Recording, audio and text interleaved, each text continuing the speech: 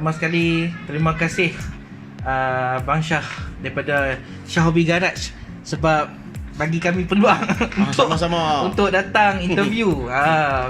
Tajuk dia From Hobby into Business. Assalamualaikum, terima kasih banyak Syah kan ramai bagi peluang lah untuk kita berkongsi sikit idea kan. Okey, nama saya Syahrizal Baharudin. Tapi orang kata nama orang kenal lah sebagai Abang Syah. Nama famous online live sale semua Abang Syah dalam ni lah. So saya mula actually collect ni sebagai hobi je. Start collect tu betul-betul collect 2007, dalam 13 tahun lepas. Tu pun dengan diecast yang berunsurkan movie Batman. Sebab waktu tu director Kevin Nolan. Sebelum saya collect diecast ni, saya memang ngumpul komik-komik macam Marvel Studio, DC Comic daripada zaman kecil. Komik legend komik-komik legend. Tapi komik-komik legend tu harga memang mahal dalam ni. 30 tahun ada tahun 60-an, tahun 70-an, tapi dia silap negara. Orang kata silap negara kat Malaysia walaupun mahal, orang kata apa benda tak ada value. Nak kena pergi Amerika juga kan. So kita ada peram daripada lama-lama kan komik legend tu. So bila kita start collect diecast ni pun, kita collect waktu tu filem Kevin Nolan, director cut dia tengok ni macam Batman tapi macam real world kan. Macam ada drama, ada soul kat movie tu kan. So ada feeling lain sikit. Lepas tu kita minat tu, kita tahu okay, jom lah pergi satu hari. Kebetulan duduk dekat Petaling Jaya ni, Capital Hobby Malaysia dekat MCOT Mall. Betul. Waktu tu kita memang tak fikir nak mega collector kan. Pilihan every Sunday orang buka meja kedai hobi kan, beli Batman, barang-barang Batman yang rare apa semua tu. Kita collect yang Batman tu. So start lepas tu 2013 barulah kita dah start. Aku cuba, orang kata nak Batman, dia kata ada resale value sikit, collector value sikit. Dia kata cuba kita pergi collect kereta-kereta Jepun pula, sebab kereta Jepun banyak atas jalan. Kita duk membesar pun nak tengok kereta Jepun, Toyota, Honda kan. Cantik juga casting dia. So masa tu of course first thing yang kita collect, world largest diecast is Hot Wheels kan. Daripada Batman ke, daripada situ kita collect Hot Wheels. So bila kita start collect Hot Wheels lama sikit, kebetulan tu saya percubaan untuk menjadi seller tu pada 2016. Sebab collection yang kita ada waktu dah terlampau banyak. Lepas tu kita ada kata, orang dah kata ini ada harga dah. Mereka kata kat MCOP dah tengok orang dah sewa meja. Kita dah tahu dah orang dah sewa meja, dah sewa jual diecast kan. So kawan ada, dia kata hari minggu ni aku tak boleh berniaga lah, minggu depan aku tak boleh berniaga, nak cuba dah ambil meja dia. Starting dia kawan tu saya kata kau itu kata opportunity kan. So waktu tu kita dah kerja tapi member offer. So kita kata betul kan, betul lah, tak apalah, kita cubalah, katakan mungkin orang kata beranikan diri lah. Modal kita beli barang, jadi bayar tapak member tu lebih kurang waktu tu dia sewa on Sunday saja kita berniaga RM50. Lepas tu dengan barang-barang sikit plastic bag ke apa, ada sikit collection kita pergi beli nak jual RM268. Lepas tu yang lain semua barang yang kita dah kumpul tu. Sejak dah 9 tahun. Orang kata kita jadi seller ni lepas 9 tahun. Tujuan nak menjual ni nak rolling untuk hobi tu. Sebab ada setengah barang tengok yang ni ada 2, ni ada 3 biji. Betul? Ni nak buat apa benda ni? Sebab nak simpan satu je. Kadang biasalah kolektor beli, bila pergi han waktu tu beli ni ada, tak ingat waktu tu kan. Beli lagi sekali lah, menyesal orang kata kan. Jangan menyesal, balik-balik 2, tinggal banyak-banyak. Kita bawa free extra jual. Orang kata beginner luck tu, kata pintu rezeki mungkin Allah nak bagi beginner luck tu. Hari Sunday yang pertama berniaga dapat 2,000. Alhamdulillah. Kita pun terkejut, ya Allah, barang aku ni ada harga. Duk kira balik, semua koleksi aku ni modal baru 10,000. Rupanya barang tu dah naik harga. So bila kira 2016 tu duk berniaga, duk jual barang sendiri lah. Ada kot 6-7 kali duk berniaga, member tak boleh berniaga, ada offer, saat dia ni offer, duk ambil tapak mereka dekat MCOT Mall. Lepas tu kata aku dah cecah part time pun boleh dapat 10,000 kan. Lepas tu waktu tu duk kata yang tu kira duit tu kira bonus. Kita dah keluar modal lama kan, dah keluar bonus. Lepas tu kata tak apalah, nak cari part time ni tak ada masa, kangan masa dengan kerja lah apa semua. So kita kata tak apalah, waktu ni weekend dah boleh layan kot seminggu sekali je. Waktu tu zaman 2016 belum lagi masuk TT. Lepas dah kenal kawan-kawan kata okey, dekat MCOP saya ingat ada TT Jam. Rupanya tengok TT Jam Kelana Jaya, duduk kat PJ punya lama tak tahu nak pergi TT Jam kata.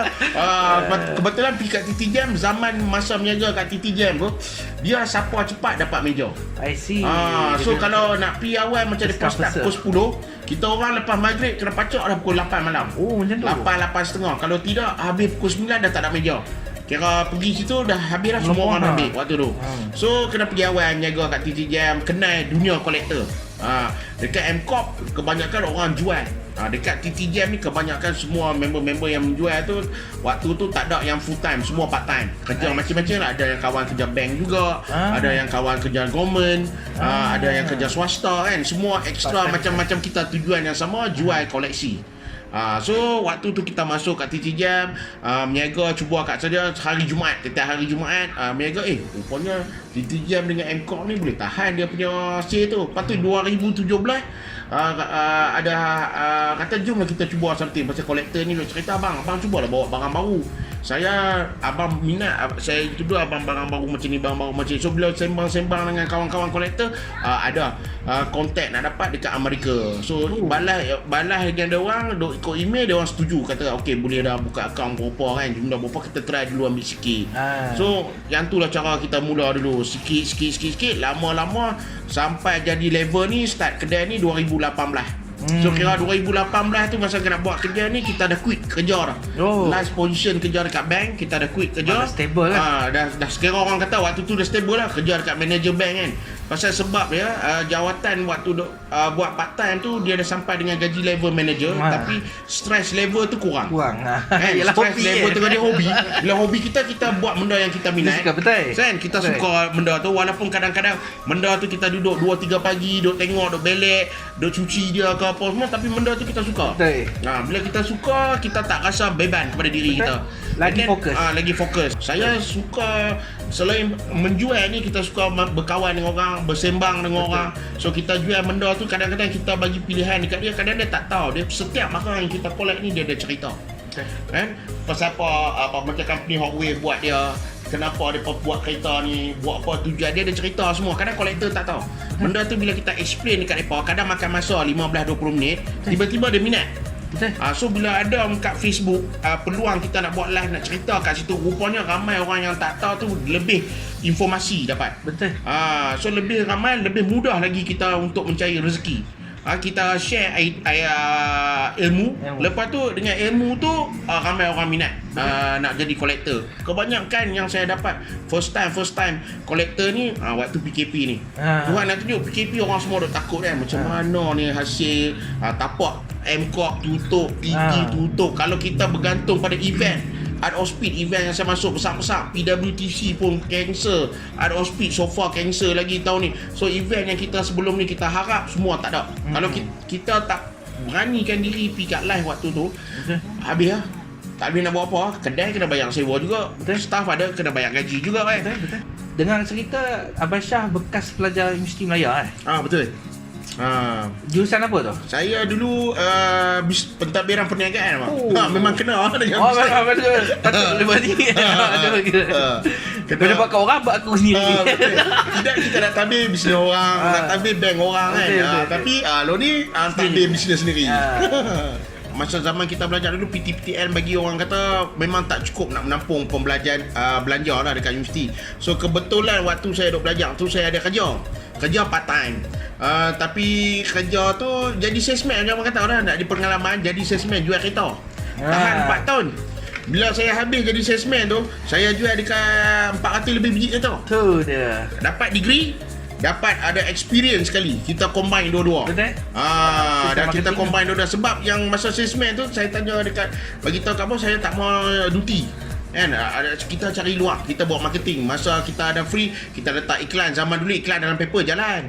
Iklan dalam paper, The Star, mail, lepas tu referral. Lepas tu kita waktu tu ada masuk dekat universiti punya paper. So kita ada buat artikel untuk universiti punya paper tu, selit sekali advertising, dia bagi free, staff UM duk beli. So kata-kata yang tu orang kata sambil selari pengalaman kita duk membelajar pentadbiran perniagaan, sambil tu kita buat bisnes. Betul. Sambil sekali sambil tu kita buat bisnes, air. sambil menyelam minum air. Orang kata kat situ kita punya pengalaman. So bisnes ni daripada 2016. Bisnes ni start part time 2016 ke 2018. 18 sampai sekarang kita kira ada full time lah. Next year insya-Allah kita celebrate 5 tahun lah anniversary bisnes ni. Kita buka sendiri. Betul. Okey, dalam sepanjang Abang Syah berkecimpung dalam bisnes hobi ni Okey. apa pencapaian paling tertinggi? Sebab Syah perasan ada CJ tu. Ada juga banyak lagi, tapi CJ ada setengah event yang kita masuk tu dia orang tak bagi kan. Yang ni CJ based on invitation.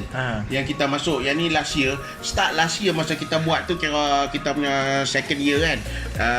Bila kita masuk tu actually event-event yang waktu Malaysia tu nak ada event hobi atau event diecast, mereka dapat kenal kita, lepas tu they on personal, rupanya baru kita tahu bukan semua event siapa-siapa boleh masuk. Kat Malaysia ni kalau event diecast macam PWTC, MDX first time is based on invitation. So organizer tu nak invite. masuk tu invite kita, so dia tahu kita punya, dia bagi tahu okay, I tengok you punya orang kata you punya share, you dah upload dekat Facebook, I tengok you punya presentation share you okay, pergi tengok lawat tanpa you kata okay, so kita invite. So dia orang ada bagi subsidi waktu MPX. Yang ni pun sama juga Malaysia Hobi. So bila kita cuba hobi-hobi pasal sebelum ni ada nak langkah nak trial kan, kita dah masuk event. Bila dekat event ni bagusnya bila kita jumpa kolektor, kadang kita dapat kolektor yang bukan saja dia membeli waktu event, tapi bila sepanjang tahun tu dia akan follow. Sampai sekarang pun ada juga kolektor daripada MDX, Malaysia Hobi. Lepas tu kita masuk lagi satu yang paling besar, Art of Speed Annual Malaysia punya lah. Yang tu tahun lepas kolektor semua turun daripada scale 164 sampai 1 to 1. Ada kat 55,000 orang. Situ kita build sampai buyer-buyer di Brunei, buyer-buyer di Jakarta, sampai sekarang lagi ada jadi customer kita. So bila kita pergi event-event besar ni, kita akan dapat kolektor dari bukan saja di Malaysia tapi dari luar Malaysia pun akan ada. So kat situ kita boleh rasa bila pergi selalunya event-event kalau yang besar tu dia punya sale tu alhamdulillah lah, rezeki pun lebih lah dekat sale-sale dekat event-event yang besar tu. Pasal tu mesti orang paling minat turun bawah tu kan. Saya tengok tu. Orang yang minat ramai pasal kat event kebanyakan depa bayar nak kena masuk. Kalau orang tu tak minat nak masuk, tiket entry RM20 sekali masuk kan, mesti berapa depa nak buang masa kan. Tiket RM20, parking RM10, RM15, makan lagi, jalan jam lagi, tol minyak nak buang masa RM50 ke atas kan. So memang waktu event ni kita masuk, kita di expose betul dengan hardcore kolektor. Betul. Yang ada masa waktu tu yang boleh join event tu, yang tu kita dapat orang kata personal bonding dengan kita punya buyer. Kadang ada buyer kita online dia tak pernah jumpa, tapi kebetulan kita masuk event tu, abang saya nak turun nanti saya jumpa abang. Waktu tu kadang-kadang kita tengok jadi macam selebriti set semua, abang ambil jumpa abang tak pernah jumpa ni first time kan. Orang ni kan, saya jauh bang, saya Grup Kelantan, saya dari Pahang, saya mai daripada Kuching abang, kita tahu ya Allah kata mesti kena singgah depan kata kan. Dia muda bang, rasa terbesar hati lah kan. Buyer dari satu Malaysia ramai nak jumpa kita sekali kan. Buyer saya ramai yang kadang beli barang kan. So kita amal dengan mereka, kita tak setengah akaun saya antara yang bisnes yang boleh bagi mereka kredit akaun. So mana yang ada follow live ke apa, mereka kata okay bang, saya memang nak beli barang ni. So kita tengok kalau boleh kita bagi mereka dulu. Mereka letak depo 100, mereka main sampai 500. Tu 400 tu mereka bayar masa gaji. Ada yang setengah yang dah besar dah, kita bagi mereka kredit sampai 2,000 pun ada. Tapi mereka bayar kita depo 300, 400. So semua seller, bukan semua seller boleh bagi. Sebab bila dia bagi macam tu, dia punya financial tu tight lah. Untuk dia roll nak beli barang baru, roll lagi untuk bayar sewa, bayar staff, semua ada efek benda tu. So yang tu bila saya dah lama saya tengok, saya bincang balik dengan kawan-kawan, bukan saja dalam bidang hobi lah. Ada yang hobi yang buka action figure, especially yang jual Marvel punya statue, sideshow ke apa. Dia kata semua bisnes kalau dalam bidang hobi ni dekat Malaysia nak kekal, nak maju, nak ke depan, semua kena ada macam kita bagi kredit free dekat buyer. Betul. Kalau kita selalu minta kat buyer, mereka ni semua buyer-buyer yang beli ni bukan calang-calang punya buyer, ada macam-macam lapisan masyarakat. Betul. So kalau yang buyer yang rasa ada setengah, bang abang bagi kredit 1,000 saya takut bang. Saya kalau 1,000 pun saya nak collect setakat 300-400 sebulan. 1,000 tu dah terlampau besar. So kita faham, okay, yang 1,000 tu kita bagi ada certain buyer. So tapi bila kita dapat bagi some buyer kelonggaran tu, saya dah tengok daripada saya meniaga tu, mereka akan jadi long term loyal buyer dengan kita. So bila long term macam tadi abang Syah nampak yang mamai kan, ada setengah tu buyer tu kalau dari segi saya long term tu kalau setahun 5,000 ke 10,000 setahun tu kira tak ada masalah. Tapi saya treat mereka macam kawan, lepas tu kita macam family member, kita bagi kelonggaran. Itu unik Itu unik. Kadang barang benda tu, abang saya bulan ni terdesak sikit, ada emergency kereta kena renew road tax, saya ada emergency tayar nak botak nak kena repair. So kita faham, kita tak tekan dia. Okey bang, tak apa, tak payah bulan ni punya gaji, saya percaya abang bulan depan. Okey tak, kalau bulan depan abang settle? Dia kata okey.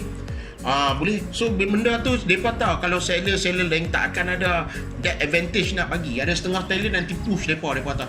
Ni seller ada setengah dia akan push 4 hari 5 hari push duit. Kadang mereka nak dia tengah bulan. Tapi orang tahu gaji. So yang tu saya suka berniaga ni sebab dia ada flexibility. Flexibility tu kita boleh bagi kepada yang mana kita rasa buyer-buyer yang layak terima flexibility tu. So dekat situ tu saya rasa kalau ada newcomer tu saya akan jual dulu kan. Lagi kalau orang baru nak cuba berniaga kita galak kan, tapi kita tahu setiap seller tu dia punya strength tu dekat mana. So ramai orang, saya dah 4 tahun dah berniaga, ada seller yang berniaga pun ada yang tutup kedai, ada downsizing ke apa, tapi kita makin lama kita makin maju. So saya rasa benda ni kita buat. So kita kekal benda tu. Kadang kita kata okey tak apa, demi kita punya buyer kita tak usah pakai kereta baru, kita pakai kereta second hand ni. Tak apa, janji kereta tu boleh buat tugas dia, kita pakai. Sebab kalau kita nak pakai kereta mahal, kereta baru, macam mana kita nak bagi kat tolong buyer-buyer kita, simpan pun habis kan. So kita cuba pusing nak membantu mereka. So bila dalam bidang ni walaupun hobi kita membantu mereka, dia akan grow. Macam Abang Syah kata tadi, saya banyak buyer saya yang berkualiti. So bila buyer yang berkualiti, kita tak target kuantiti. Pasal untuk saya rasa kalau nak jaga 1000 orang lagi susah daripada jaga 200 orang. Betul. Kalau 200 orang ni sama jumlah sale dengan 1000 orang, baik kita jaga 200 Quality orang. Kualiti dia tu kan. Betul. Ada kat situ, kat benda tu. So dalam bidang ni saya seronok tengok dia tak ada sifat mendengki sangat. Bila kita berniaga sebagai AD kat TT ke, dekat event ke, saling membantu ada. Aku tak ada barang, aku ambil barang hang, aku jual. Aku bagi duit kat hang. Kita tolong sama tolong. Hang start duit melekat, hang tak boleh jual. Okey, hang nak susah, aku boleh tolong apa, aku ambil. Aku bayar kat hang cash. So saya peringkat macam tu, ramai nanti kawan-kawan kadang mereka up kat saya. Pasal mereka tahu saya punya mungkin live tu boleh jual lebih sikit pada mereka. Bang, saya ada barang ni tapi abang boleh ambil tak? Kadang dia bukan dia tekan kita, saya bagi kat abang harga ni, saya dapat cari makan, abang dapat cari makan. Dia tak okey boleh, aku nak pilihan memang tak ada, aku tak ada kontak kena orang. Okey, kita tolong. So dalam bidang ni kadang-kadang kawan-kawan yang kita kenal tu dia akan membantu kita. Tu seronok juga dalam bidang ni. Betul. Baguslah macam tu. Dia macam kata community family. Family hobby. Family hobby macam tu. Lepas tu sepanjang dalam berkecimpung dalam bidang bisnes ni siapa yang selalu pembimbing dan pemberi semangat? Pembimbing yang beri semangat. Okey, first saya nak kena kata kat wife saya lah. Wife saya kalau dia tak ada benda ni run ni, saya nak 100% nak manage tu, orang kata memang dah letih habis tau. Pasal buat live ni kita kena kerja 2 shift. Betul. Shift siang tu macam tadi abang kata tadi, start pukul 11 sampai lah nak dekat pukul 6.30 pukul 7 duduk jalan lagi. So malam saya nak buat live pukul 9 sampai 4-5 pagi. So benda tu tak boleh kita seorang nak run kan. So wife akan tolong. Dari segi customer nak posting, dia juga akan membantu kat situ. Sebab kita nak kena ada orang percaya. Orang yang percaya bab duit, orang percaya nak check account kita kan. Maksud ada setengah benda PNC tak boleh bagi staff saja buat benda tu. So dari segi tu kalau wife saya selalu bagi benda katakanlah kita bincang ada sebelum buat action tu, boleh tak cara macam ni, macam at least ada feedback. So yang lain-lain kawan-kawan kat community tu yang kita pergi kat TT, okey kita nak buat apa, depa kata hari tu nak buat satu event. Okey event macam mana, okey hang boleh support cara ni, hang boleh support cara ni. So kita buat event tu sama dengan untuk collector. Okey kita join benda tu. Ada juga yang kawan-kawan yang bagi semangat. Abang Syah selalu juga bagi kat saya, main dekat tapak kan, sembang-sembang, lepas tu bagi semangat. Okey tengok cara macam mana, cara macam ni kan. Ada orang bagi feedback macam tu bagus. Cari pencuri. Barang kena rimbat saya Abang Syah pencari kan. Aku nampak macam tu ada juga. So dia kata bukan semua, tapi orang kata dalam community ni ada apa tu dengan orang kata kalau yang corporate yang kawan saya tu, yang saya punya provider lah, service provider kita yang provide kita internet waktu PKP tu kan, mereka ada tolong. Okey waktu ni tak boleh, bila dah boleh government bagi pakai balik credit card ke apa ke, mereka akan bagi masuk event. Cik Syah perlukan kami nak arrange kredit lebih sikit nak masuk untuk bisnes ke apa, mereka ada bagi benda tu lah.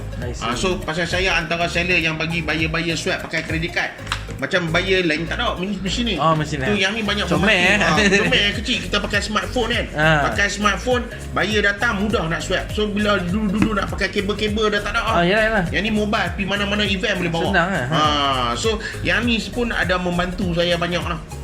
Kita pakai teknologi kan, bantu banyak increase sale lah. Orang kata boleh nampak lah sale increase tu. Sebab kadang setengah buyer dia nak beli pertengahan bulan, dia tahu manage dia punya finance kan. So dia kata kalau pertengahan bulan dia beli, bulan depan bayar. So dia bayar dulu pakai kredit card. Tapi kalau kita tak ada dekat tempat-tempat event MCOP, dia beli seller lain ada, dia tak beli yang kita.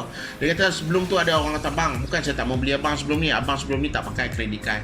So saya beli kat tingkat atas dia pakai. So sekarang ni abang pakai, saya memang kawan abang, saya support. Cuma saya punya fashion, dia kata memang kalau tengah bulan nak beli, tak ada kredit card, tak ada kan. So saya tak mau menyusahkan orang bagi kredit hutang nak bayar, dia pening. Ada setengah macam tu. Tapi memang kegunaan lah. Mesin ni kegunaan. Orang kata kalau orang setengah orang fikir, yang ni cost lah, kau nak bayar bulan lagi, kau nak bayar terminal lagi, kau nak bayar persen interest lagi, dia macam.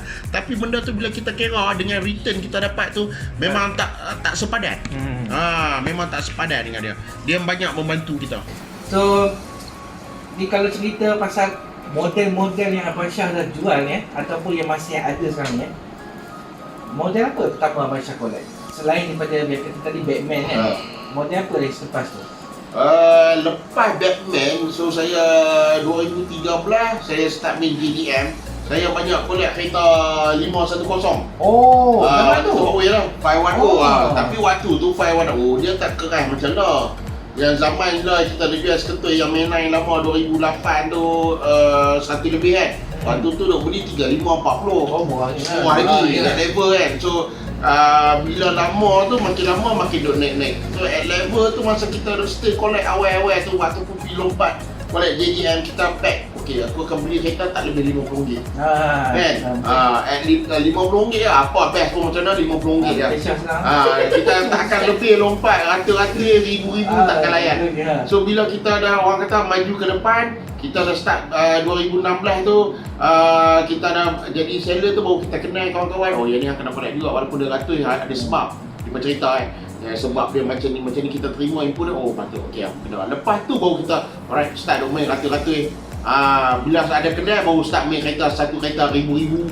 Baru kita start main yang tu lah. Sebelum tu sebagai dunia kolektor tu kita tak apa pun, kita ada orang selling point yang kita sanggupi so kita benda tu tak akan membeban diri kita dari segi bulanan financially kan. Okey, antara model-model yang ada, model mana yang paling mahal pernah terkumpul? Kalau nak, saya sekarang ni duk main RAC je bang. Duk ambil RAC. Saya tunjuk lah.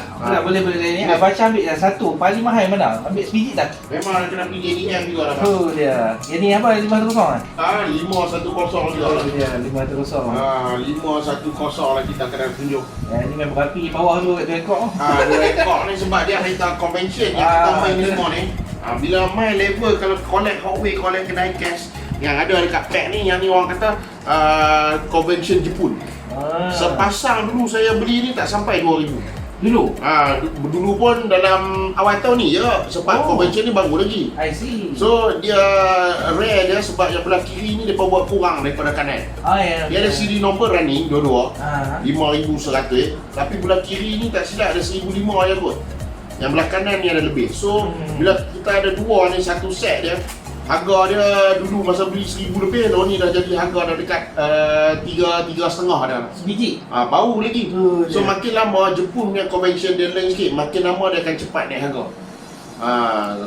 Sebab yang orang yang buat dia Moon Eye punya ni, yang ni Wildman ni, dia pin stripping ni dia ada ilmu lah untuk kereta ni. So ramai kolektor Malaysia yang pergi ambil.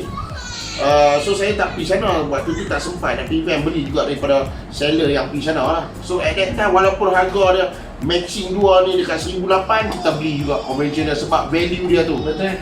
Yang lagi satu, yang ni cerita dia lagi menarik. Dia ada cerita, dia Evo US punya convention juga. US kan? Datsun yang ni wagon 510, yang ni sedan. Dulu masa ni keluar ni, saya beli waktu tu orang patah hati orang kata. Mereka patah hati dengan kereta ni mula-mula dulu sebab dia sikit 3,000 watt. Tapi waktu tu yang ni antara first testing 510 yang buat convention. So adalah komplain awal-awal kolektor kata color dia ni tak berapa menarik macam Okey, plain. cantik. Kita tengok macam value dia ada lah. Sebab macam mana pun saya rasa dia ni antara kereta orang kata kereta high level king lah untuk kelihatan collector ni. kan. Sebelum dia ada lagi mahal convention tu tak seberi. Yang tu lah ni 5,000 nak terkejar tak boleh dah sebab sebiji. So yang ni masa saya beli kebetulan ada banyak lagi mungkin ada 2 biji dalam kotak kat atas tu. So yang ni kita buat display, kita beli tu member tu dia patah hati, dia orang dia depo dulu 900. Nak jadi cerita orang tak mau dia, orang jual waktu tu 500 je. Saya beli waktu zaman 500. Tak ada betul-betul. Sekarang market dia baru naik lepas PKP ni. Biasa punya nombor 2,500. Kalau 3 digit orang dah jual 3,000, 3,500. Tapi itu pun orang kata sebagai investment 3 tahun kita kumpul 500 nak jadi 2,500. Payah. Kalau kita simpan ASB pun tak dapat. Betul. So sekarang ni saya turunkan ilmu kepada kolektor baru ni. Saya akan tanya mereka, nak collect sekadar collect sebagai hobi ataupun sebagai source of income investment untuk masa depan. Ada tak collection Abang Syah sendiri memang tak jual naik untuk Abang Syah je yang paling disayangi ada tak? So far nak kena sayang sebab saya collect ada setengah benda tu saya collect ikut nombor. Pasal hobi saya sebelum ni pun saya numismatik collect duit lama. So duit lama tu kadang kita orang high nombor-nombor radar, nombor-nombor low nombor tangga macam-macam, nombor kahwin apa kan. So bila main kadang benda dia dah terbawa. So nombor tu kereta tu tak ada, baru tekan eBay kereta ni kereta ni, tapi kereta ni banyak. Cuma saya dapat dia dekat US bidding tu kebetulan orang tak 2 digit 88. Ni baru ni dia on the way dia Kamal. Dia duk ada kat sana hub. Dia ni yang biasa-biasa duk beli kat kawan-kawan. Biasalah nombor 3,000 lebih, 4,000 lebih kan. Ni model tapi kesayangan Abang Syah. ada nombor ni sebab dia model dia first casting untuk RAC. Lepas tu nombor yang kita ada nombor 88. 2 digit sebab nombor tu. Yang dia punya detail ni lain sikit. Bawah dia ada exhaust tailpipe, nampak engine kan. So bila kita tengok quality depa buat kereta ni memang cun lah. Memang cun macam green light. Macam green light. So yang ni actually saya beli dia seketui ni harga lebih mahal daripada dua ni. Lebih mahal daripada ni. Yang nombor 88 tu kita beli harga dia tak silap 2,400 lebih. Seketui 2,400 lebih, tapi dia pasal sebab dia ada nombor tu, besok dalam future dia akan carry harga value dia ni sebab nombor tu. Pasal benda-benda ni dok main dah. Kalau nombor-nombor cantik, nombor-nombor rendah, hari tu saya kalah bid yang ni, kereta ni. Kalau bid kereta ni yang kita ada ni baru 1,500. Dengan apa? Dengan orang kolektor luar? Dengan bila kita bidding dekat eBay, kita lawan bid satu dunia lah. Yang ni harga 1,500. Nombor biasa 3 digit 977. Yang saya kalah tu nombor bid dia 3 0003. Kita bid setakat 4,000. Kita duk ingat gagah lagi kan. Lalah orang tekan 9,000. Yang pemenang dia kereta sama tapi nombor 3 9,000. So bila duk tengok geng-geng kebanyakan bila buat investment, orang yang duk main ni macam-macam background. Orang collect duit lama lah, orang apa. So certain kereta yang membezakan dia, kalau nombor yang ada bersiri ni nombor dia. Bila nombor menarik, value dia kereta tu dia akan naik. So kalau kita ada rezeki lebih, walaupun mula nak dapat dia tu mahal, orang kata boleh invest. Sebab nombor-nombor tertentu tu macam nombor kereta pelik JPJ kan? Kalau orang yang beli nombor 1 tu 60-70 ribu dengan orang beli nombor mungkin 111, walaupun dia 3 kali, dia tak sama dengan nombor 1. Harga dia, value dia. Tu ada setengah chase car tu saya simpan, saya tak jual sini. Sebab value dia, kalau kita tengok value diecast ni kebiasaan ditentukan oleh eBay. Bila kita tengok dekat eBay tu harga value sampai 600, tapi orang offer kat kita Malaysia 150. So kita tak jual dalam benda tu. Sebab value dia, bila dia akan ada hasil, bila kita jual, kita meet the right collector with the right collectible. Bila kita jumpa yang tu, baru kita let go At the right time. Betul bang. So dalam Abang Syah punya trademark, dalam bidang ni kita wajib peram. Betul. Kalau tak peram, tak jadi investment bang. So kalau ikut point yang ni, tak payah tanya, kita boleh cerita. Abang Syah memang sangat unik. Abang Syah terkenal dengan storytelling. Yang maaf cakap, zaman sekarang ni storytelling dia tenggelam. Oh, okey. Betul. Oh, Dalam betul. bisnes zaman sekarang dah tenggelam. Nak jual barang tapi tunjuk-tunjuk ni PM tepi. Oh, tu. Kan? PM tepi. Orang nak Tepi tahu mana? cerita apa dia ni. Ha. Apa kelebihan, jangan tunjuk video pendek Ha. gitu kan. So keunikan Abang Syah memang storytelling. Bukan dalam live je saya tengok. Even depan muka datang kat kedai memang bercerita punya.